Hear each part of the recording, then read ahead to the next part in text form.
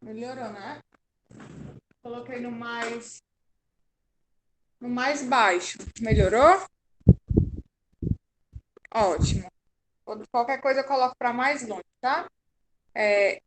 Gente, mais uma sexta-feira, né? Como eu vinha falando. Finalizando mais uma semana, gente. Quando a gente finalizar essa semana, né? No caso, hoje, estamos finalizando, nós vamos ter apenas mais 2 semanas de aula, tá certo? Então, nós vamos encerrar o conteúdo, né, nessas 2 semanas de aula.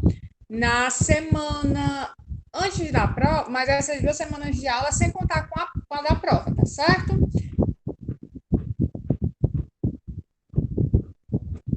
Ok, Pablo.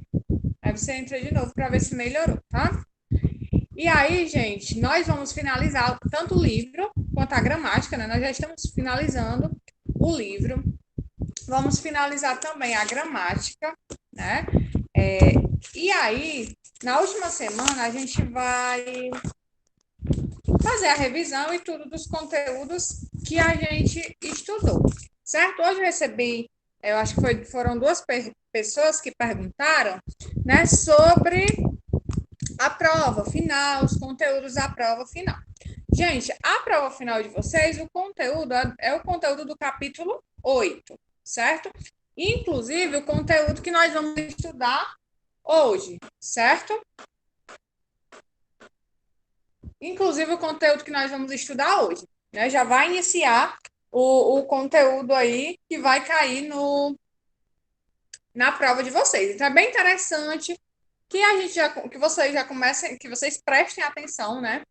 Na aula de hoje, façam suas anotações no livro, enfim. Porque ontem eu fiz um teste com vocês, alguns testes, né? Sobre concordância nominal segundo a gramática normativa. Eu trouxe aí o quando se usa proibido, quando se usa proibida, quando em relação ao obrigado, à obrigada, ao meio, né? A meia, né? Alguns terminhos aí que muitas vezes causam dúvidas na nossa cabeça, certo? Então agora vocês vão abrir o livro de vocês na página 320. Aí, se vocês quiserem já anotar aí no livro de vocês, né, que é conteúdo de prova, podem anotar. Esse vai ser o conteúdo principal, tá? Da prova bimestral de vocês, certo? É o conteúdo sobre a concordância nominal, sobre o uso desses termos, certo? Então é interessante que vocês prestem bastante atenção. Página 320, iniciei com análise linguística e uma tirinha, certo? Quem é que pode ler aí essa tirinha?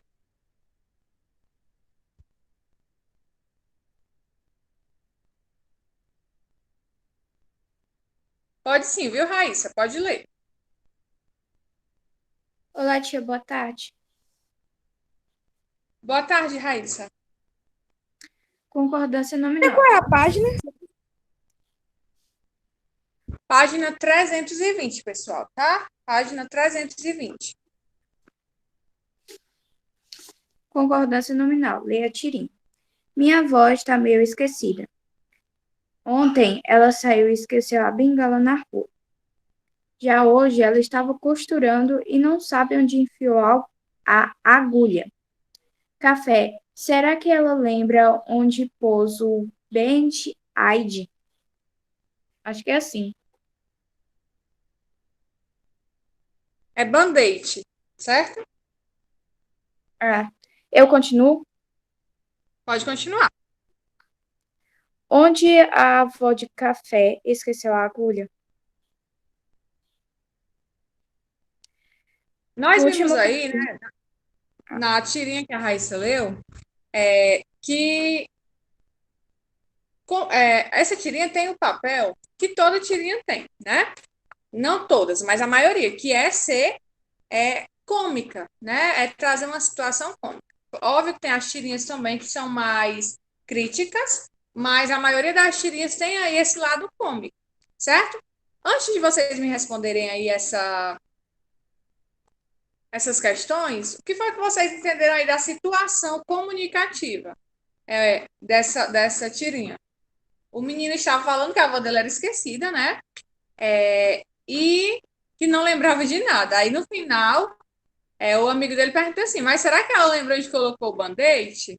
Né? Por quê? Porque a agulha estava onde? Onde vocês estão dizendo, né, gente? A gente entende que a avó dele esqueceu a agulha na cadeira e o amigo dele acabou que se machucando, né?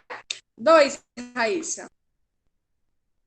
No último quadrinho, o Preá faz uma pergunta a Café, que seria, na verdade, um pedido. Explique.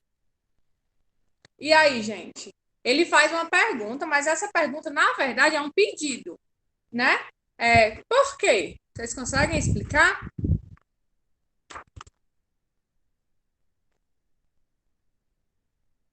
Ele diz assim: Café, será que ela lembra onde pôs o band-aid? Na verdade, ele faz uma pergunta, mas essa pergunta é um pedido. Por que seria um pedido? Vocês conseguiram Por causa entender que ele isso? se furou? Por conta que ele se furou. Na verdade, ele não queria simplesmente saber, né, se a avó de Café lembrava onde estava o band-aid. Na verdade, ele queria saber, ele estava pedindo, vamos dizer assim, socorro, né, pedindo ajuda, por conta que ele se machucou. Exatamente, Maria, porque ele acabou sentando aí na cadeira e se machucando com a agulha que a avó de Preá perdeu. 3. No primeiro quadrinho, observe o uso da palavra meio. O que ela significa nesse contexto? Metade, sei lá. Vamos ver no contexto, tá certo? Diz assim, ó. Isso mesmo, Maria. Lá no primeiro quadrinho diz assim: minha avó está meio esquecida. O que significa esse meio nesse contexto? Significa um pouco, né? Minha avó está um pouco esquecida, certo? 4. Agora explique. A palavra meio em meio esquecida tem o mesmo sentido quando usada em comi meio pacote de biscoito? E aí, gente? Quando eu digo assim, eu estou meio esquecida hoje, e eu digo comi meio pacote de biscoito, tem o mesmo sentido, gente? Não, né? Qual é o sentido em cada uma das frases? Um significa um pouco e outro significa metade. Exatamente. No primeiro exemplo, significa um pouco, né? Que eu estou um pouco esquecida. No segundo, que eu comi a metade dos biscoitos. Muito bom. Vai continuar a leitura, Raíssa? Pronto, Bia, pode sim. Oi, tia, boa tarde. Boa tarde, amor. Em capítulos anteriores, quando estudamos os verbos e a noção de sujeito, vimos que entre eles se estabelece uma relação de concordância. Vimos que o verbo concorda com o sujeito, e a essa relação damos o nome de concordância verbal. Agora, vamos ver que os nomes também concordam entre si, uma relação que chamamos de concordância nominal. A concordância nominal acontece, portanto, com os adjetivos pronomes, artigos, numerais e formas de participio em relação aos substantivos a que se referem. Observe. Minha avó está meio esquecida. Avó, substantivo. Nesse exemplo, observe que o pronome possessivo, minha, e o adjetivo esquecida concordam com a avó, o substantivo ao qual se refere. Ou seja, esses nomes concordam em gênero e número com o substantivo. Essa é a regra básica do processo da concordância nominal. Alguns casos, entretanto, geram dúvida quanto à concordância em contextos de uso formal da língua. Agora vamos conhecer alguns deles. Muito bem. Pode sim, tá, Maria? Antes, gente, vamos logo entender o que seria essa concordância nominal. Como nós já estudamos, certo, no capítulo, tudo bem, Raíssa, sem problemas. Como a gente já viu em outro capítulo do livro de vocês, os verbos, certo, concordam com o sujeito. Isso se chama concordância verbal. Quando, por exemplo, a gente diz assim, eles foram à casa de seu amigo. O verbo aí é foram, certo? Do verbo ir. A gente, na linguagem oral, muitas vezes nós dizemos assim: eles foi na casa do amigo. Porém, segundo a gramática normativa, como é que a gente deve falar essa expressão? Eles foram na casa do amigo, certo? E essa relação que se dá entre o verbo e o sujeito se chama de concordância verbal. Nesse capítulo, nós vamos ver que também existe algo chamado concordância nominal. Como assim, tia? A concordância entre nomes, adjetivos, substantivos. Por quê? No exemplo que eu disse para vocês ontem, por exemplo, eu estou meio triste, né? Eu dei esse exemplo para vocês ontem, mais ou menos dessa forma. Algumas pessoas tendem a dizer o quê? Né? Algumas meninas, mulheres, né? Eu estou meia triste. Quando eu digo isso, eu estou meia triste, a minha frase não está tendo concordância verbal ou nominal? E aí? Verbal, nominal. Nominal. Porque meio, na verdade, não é um verbo. Agora, se fosse um verbo, seria concordância verbal. Aí a gente vai ver aqui a concordância nominal, a concordância de algumas expressões. Tá certo? Provavelmente algumas dessas expressões vocês já conhecem, outras provavelmente vocês ainda não conhecem, tá certo? Por isso que eu fiz aquele teste ontem com vocês, para vocês mesmos perceberem o que é que vocês já sabiam e o que é que vocês ainda tinham dúvida, certo? Aí vamos lá, Maria vai ler aí a relação do meio e meia, né? Que eu fiz até um teste com vocês, meio que já expliquei isso a vocês ontem. Vamos lá, Maria? Meio e meia. Quando você leu a tirinha da página anterior, certamente observou que nela meio equivale a um pouco. Por isso é advérbio de intensidade. E os advérbios, como vimos, não se flexionam. Já na frase comi meio pacote de biscoito, a palavra meio equivale a metade. Ou seja, é um numeral fracionário e, por essa razão, flexiona-se. Por isso dizemos comi meia maçã.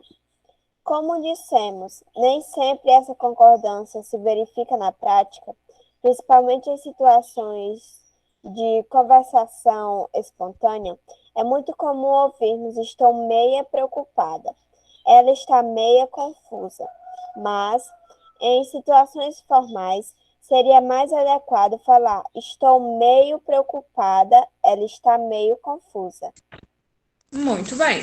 Então, gente, por que é que eu não posso dizer estou meia preocupada? Vocês conseguiram entender aí nessa parte que a Maria leu? Por que é que a gente não pode dizer estou meia preocupada? Porque Pode meio... falar? Pode falar. É meio que uma palavra masculina e tem que ser um substantivo feminino? É uma palavra masculina, Walter, mas mesmo quando for junto com palavras femininas, ela vai continuar no masculino, tá certo? Pode falar, Maria, o que tu acha? Ô, tia,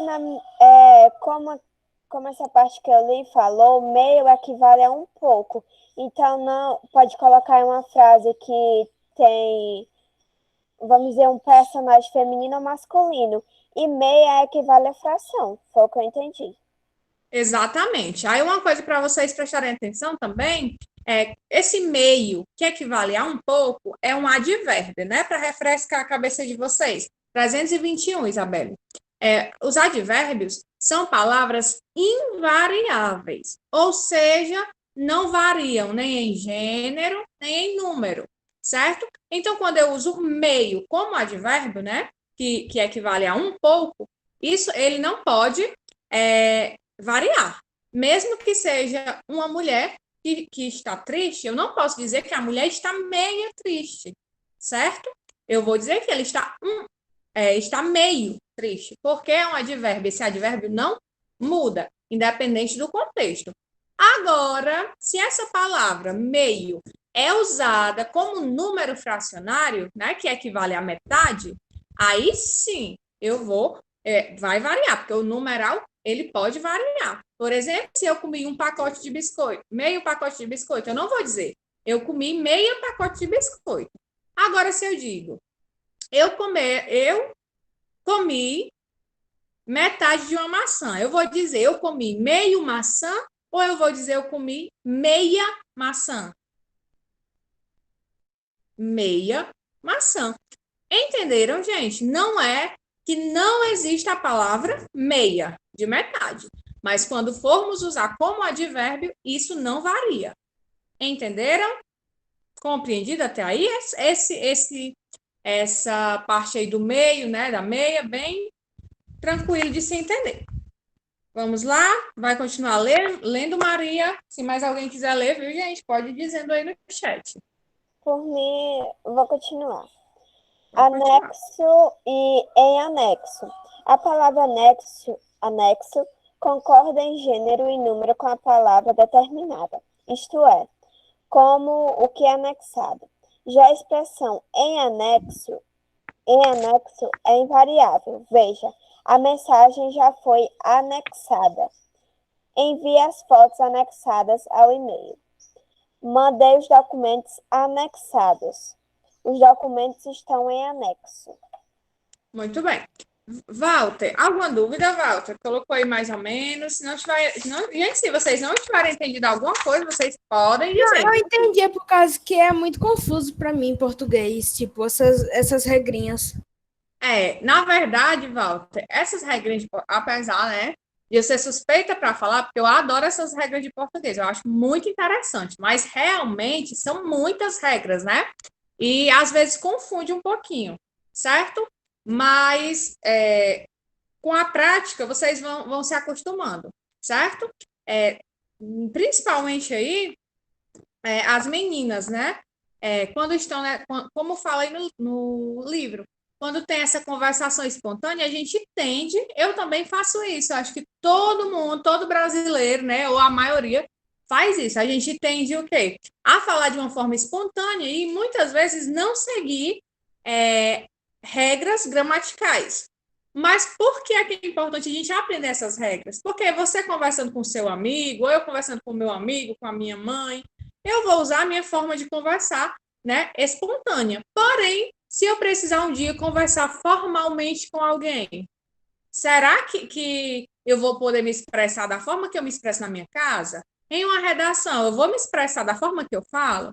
Não, né? Por isso que é interessante aí essas regrinhas, tá? Mas só para intensificar a parte do meio, não existe meia preocupada, meia cansada, meia triste, nem meia nada. Sempre vai ser meio, certo? Agora, quando se referir à metade, aí sim, existe o meio e existe a meia, né? Se falar de algo feminino, meia maçã, meia laranja, certo? Agora vamos para esse aqui, anexo e em anexo. Gente, pode falar, Raíssa. Eu tinha uma dúvida. Os numerais, eles podem variar de gênero e número? Alguns sim, né? Não todos. O 1, por exemplo, existe numeral 1, por exemplo. Eu tenho um livro. Se eu for dizer, por exemplo, bolsa, eu tenho uma bolsa. Nesse sentido, varia, tá, Raíssa? Aí a questão do meio aí, que é um numeral, ele varia por quê? Porque ele é o meio, a palavra meio, é considerado, quando fala de metade, é um numeral fracionário, tá? Aí existe meio biscoito, meia maçã, meia laranja, entendeu? Certo, entendi. Obrigada. Por nada, meu amor. Tem também o número 2, que varia. Por exemplo, tenho 2 livros. No feminino, tenho 2 bolsas, certo?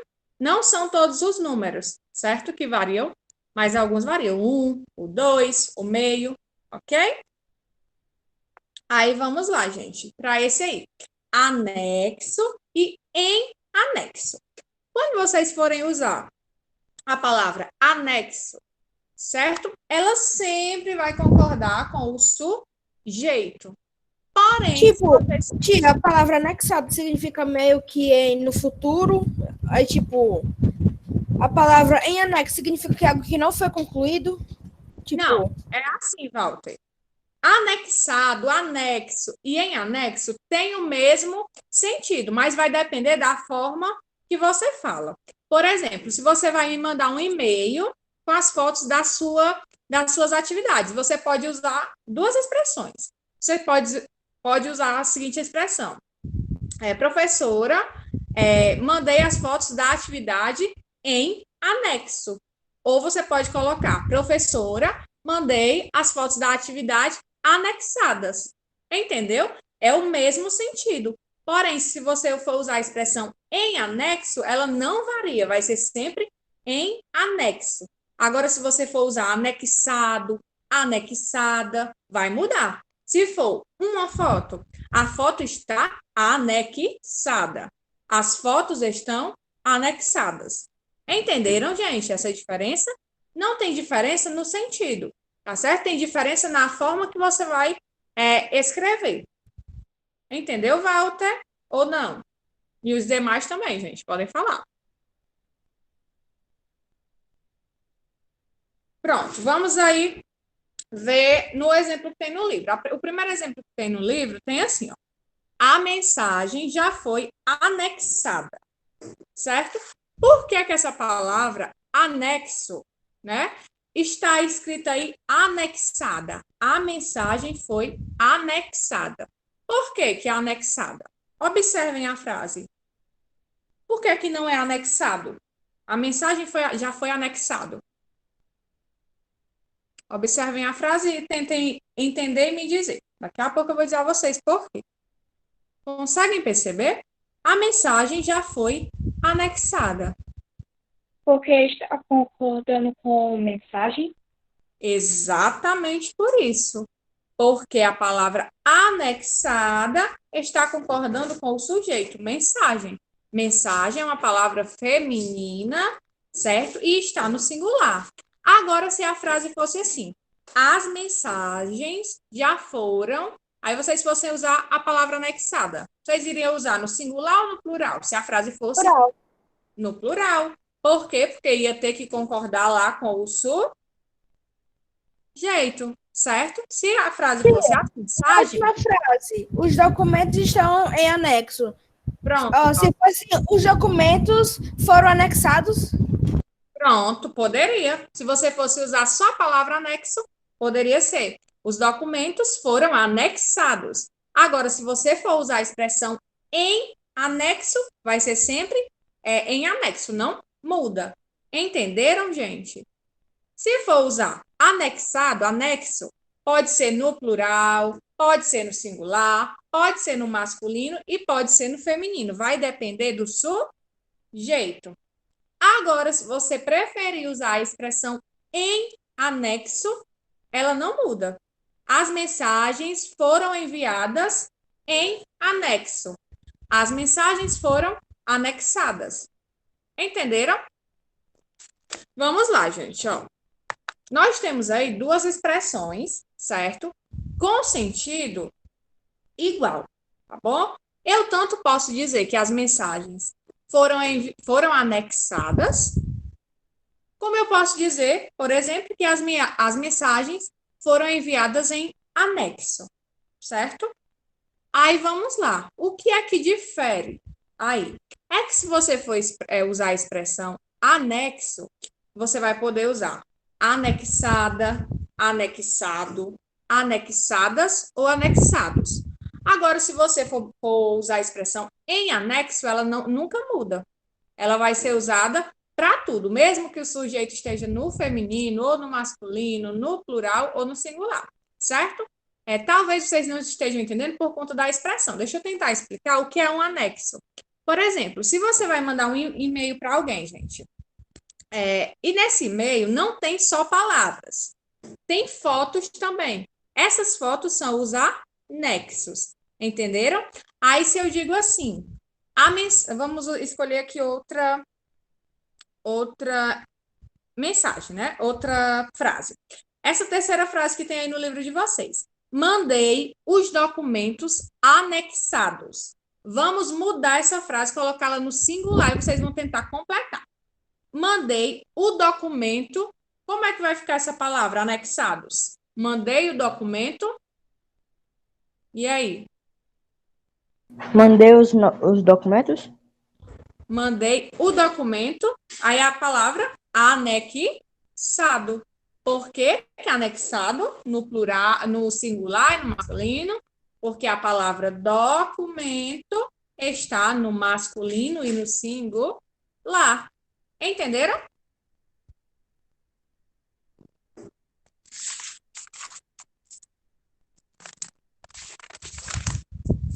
É só essa diferença, tá, gente? É só para vocês saberem. E se vocês forem um dia usar essa expressão em anexo, vocês nunca vão poder escrever em anexos, no plural, por exemplo. Ela não muda, sempre vai ser em anexo.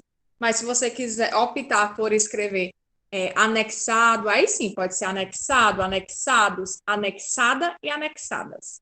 Certo? É porque essa palavra é um pouquinho estranha, né? Mas é bem simples. Pronto? Agora vamos para o mesmo e o próprio. Quem gostaria de ler?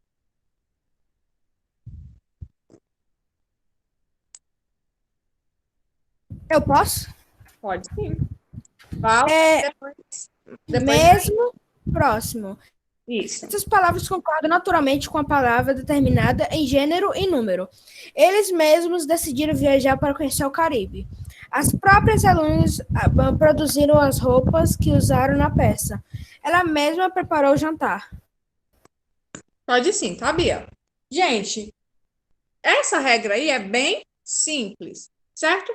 Por quê? Porque essas duas palavrinhas, mesmo e próprio, sempre vão concordar com o sujeito. Se eu digo assim, elas compraram sua comida. Eu vou dizer, elas mesmas compraram sua comida ou elas mesmas compraram sua comida. E aí? Plural, por causa que tem dois. Por causa do. Como é que fala? Do coisa que tá no plural. Do sujeito que está no plural. É isso mesmo. Certo? Agora, se eu digo, ele próprio comprou sua comida, vai ser ele próprio ou ele próprios? Próprio no singular, porque o sujeito está no singular. Exatamente. Essa é bem fácil, né, gente? Alguma dúvida quanto a essa regra ou não? Se o sujeito está no singular, a palavra próprio ou mesmo também vai estar no singular. Ele próprio pagou suas contas, ele mesmo pagou sua conta, eles mesmos pagaram suas contas. Ok? Tia, Oi. e a diferença entre mesmo e próprio? Tem alguma quanto no emprego das frases, das Não, palavras nas não tem, Raíssa. Vai depender aí do contexto. Se você preferir usar o mesmo ou o próprio, tá certo? Se couber qualquer uma das duas palavras, você pode usar tanto uma quanto a outra, tá certo? É porque a regra é a mesma para as duas palavras, tá bom? A outra regra que nós temos aí é a palavra menos. Essa é bem interessante também, porque eu vejo muita gente que escreve a palavra menos. Será que a palavra menos existe, gente? O que é que vocês acham? Antes da Raíssa ler aí. Vocês acham que a palavra menos existe no feminino? Quem é que acha que sim? Quem é que acha que não? Se tivesse menos, teria a palavra granda. Vamos descobrir, né? Vocês estão dizendo que não, que não. Vamos ver. Tudo bem, Maria, sem problema. Estamos aí na página do 322 ainda, tá? Pode ler, Raíssa. menos. Como se trata de um advérbio, menos não varia. Mas em situações informais é comum ouvirmos vem pra cá, porque tem menos gente. Em situações formais, o mais adequado é utilizar menos. A empresa teve menos oportunidade social. Desde aquele incidente, ela passou a ter menos confiança. Estou com menos azar. Desta vez, comprei menos farinha. Muito bem, gente. Então, quer dizer que vocês acertaram, né? Vocês têm razão. Essa palavra não, menos, não existe, tá? Na gramática normativa da nossa língua. Por quê? Porque do mesmo jeito lá da palavra meio, a palavra menos é um advérbio e advérbio não varia. Então, mesmo que a palavra esteja no feminino, comprei, por exemplo, comprei menos roupas. A gente nunca vai dizer, tá? Comprei menos roupas, certo? Por mais que isso aconteça na linguagem, na conversação espontânea, certo? Em uma conversa formal, isso nunca vai existir, tá certo? Então, se vocês falam, se vocês usam a expressão aí nas conversações espontâneas de vocês, em casa, tá certo? Saibam que tem que ficar só nisso. Nenhuma conversa formal, em uma redação, nunca usar a palavra menos, tá bom? Vamos aí, Bia. A expressão obrigado. Pode ler. Obrigada. Nas situações em que alguém agradece um favor, obrigado, concorda com o sexo da pessoa que agradece. Assim, em situações de uso formal da língua, mulher diz obrigada e homem diz obrigado. Antes das refeições, Andréia sempre agradece a Deus. Senhor, obrigada por esta comida. Muito bem. Essa regra aí, né, eu já falei para vocês mais de uma vez, eu acredito que essa regra todo mundo já entendeu, né? Que mulher diz obrigada e homem diz obrigado, certo? Ok? Se alguém ainda tinha dúvida, né? Acredito que agora entendeu. Agora a expressão é proibido.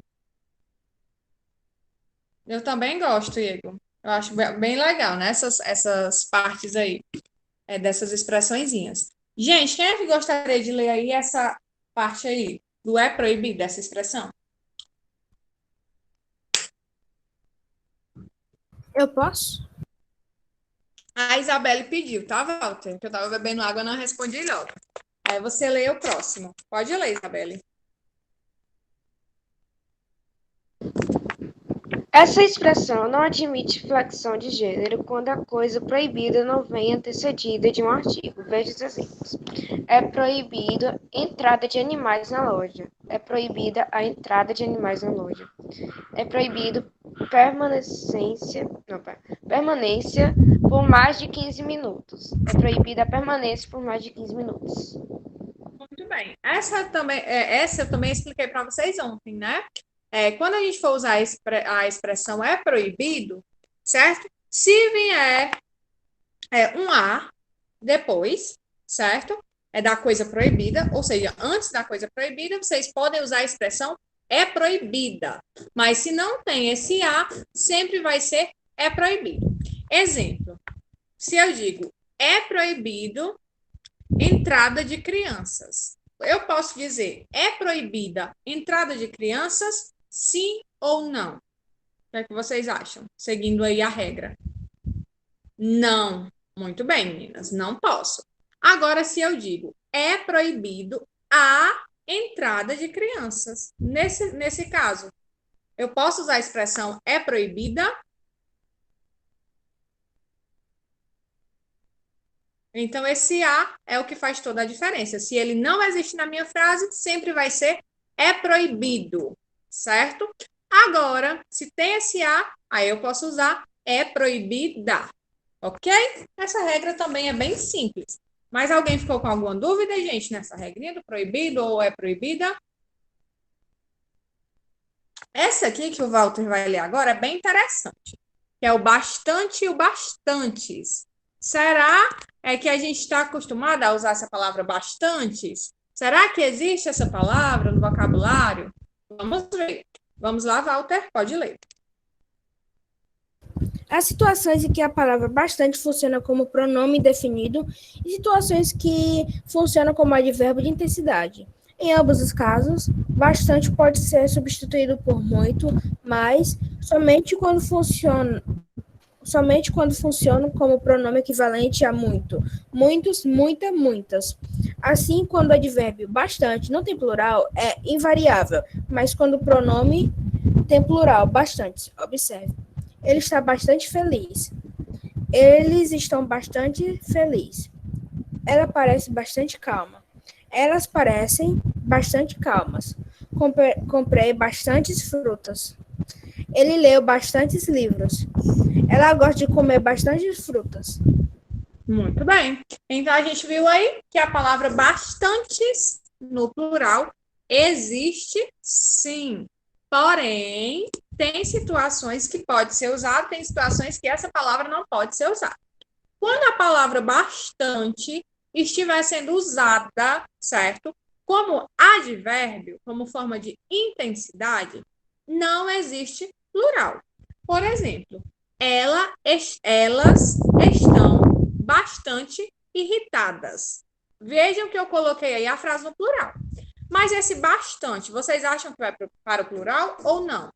Elas estão bastante irritadas ou elas estão bastante irritadas? O que é que vocês acham? Plural ou não?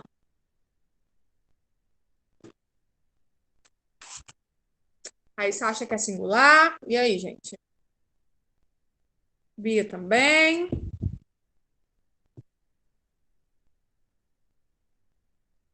Júlia também. Isso mesmo, meninas. Quando eu usar a palavra bastante com o sinônimo, né, com o mesmo sentido de muito, ela sempre vai estar no plural, porque, mais uma vez, advérbio não varia. Agora, se eu estou usando essa palavra bastante como um pronome, aí sim. Por exemplo, se eu digo assim, comprei bastantes sandálias, bastantes roupas. Por mais que seja estranho, né, gente? Essa palavra existe sim no plural, tá? Por quê? Que nesse caso, comprei bastantes roupas. O bastante pode ir para o plural. Vocês sabem? Por causa que pode ser substituído pela palavra muitos. Exatamente, porque pode ser substituído, no caso aí, pela palavra muitas, né? Certo? Entenderam, gente, esse do bastante, do bastantes? Quando estiver sendo usado apenas como muito, né? Só vai ficar no singular, bastante. Agora, se for como muitas, muitos, aí sim você pode colocar o bastante no plural, certo? Gente, nós vamos parar nessa regra, tá certo? Já são 1h41. A gente vai parar nessa regrinha, tá certo? Na próxima aula a gente volta com as próximas regras. Desejo a vocês um bom fim de semana. Fiquem com Deus. Um beijo e até mais, pessoal. Tchau, tchau.